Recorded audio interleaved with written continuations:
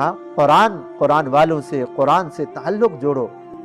حضرت مفتی ظفر علی خان صاحب رحمت اللہ علیہ فرماتے ہیں، میں نے ایک مرتبہ خواب میں دیکھا کہ میں فوت ہو گیا ہوں، قبر کے اندر مجھے لٹا دیا گیا، اور ایک حسین جمیل خوبصورت نوجوان آیا قبر کے اندر، اور اس کی تھوڑی دیر بعد ایک اور اس سے زیادہ طاقتور اور حسین اور آدمی آ گیا قبر کے اندر۔ اتنے میں فرشتے آئے، وہ پرچہ لے کر، وہ سوال کرنے والا نا، تو وہ جو دو آدمی آئے تھے نا، تو ایک نے، پہلے والے نے کہا ہاں بھئی دکھاؤ پرچہ کیا ہے، کیا سوال کرنے ہیں تم نے؟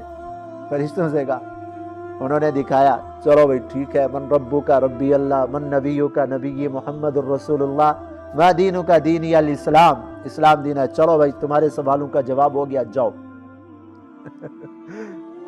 اس سے کچھ نہیں پوچھنا تم نے، خواب بیان کر رہے تھے نا اپنا۔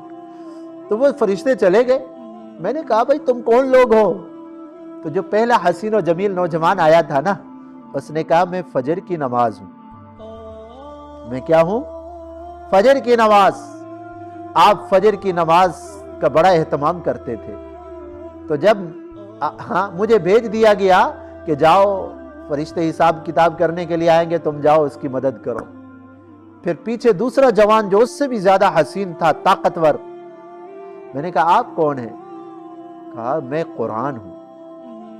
تم قرآن سے بڑی محبت کرتے تھے، قرآن پڑھتے تھے روزانہ، قرآن کی تفسیر کرتے تھے، میں وہ ہوں۔ مجھے کہا گیا، پہلے فیصلہ ہوا کہ صرف فجر کی نماز جائے، بس وہ کافی ہے، پھر کہا کہ چلو بھئی تم بھی چلے جاؤ، اللہ کی طرف سے حکم آیا قرآن جاؤ تم خبر کے اندر۔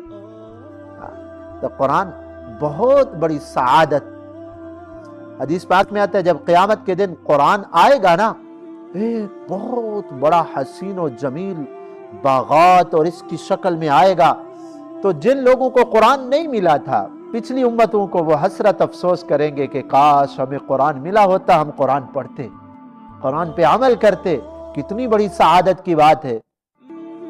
حافظ قرآن سے کہا جائے گا چلو قرآن شروع کرو اور چڑھتے جاؤ جنت کے درجوں پہ، اور جہاں آخری آیت 6666 قرآن کی آیات، 6666 قرآن کی آیات ہے، اتنا تمہارے درجے ہے، جاؤ بھائی۔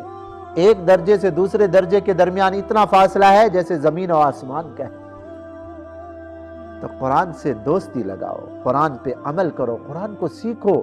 میں نے کل بھی عرض کیا تھا، قرآن صرف پڑھنا قرآن کا حق نہیں ہے، قرآن کو سمجھنا بھی قرآن کا حق ہے، قرآن کو پڑھنا بھی قرآن کا حق ہے، اور قرآن کے اوپر عمل کرنا بھی قرآن کا حق ہے، قرآن کو پھیلانا بھی قرآن کا حق ہے۔ یہ سارے حقوق ادا ہوں گے تو پھر یہ قرآن ہمارے لیے سفارشی ہوگا۔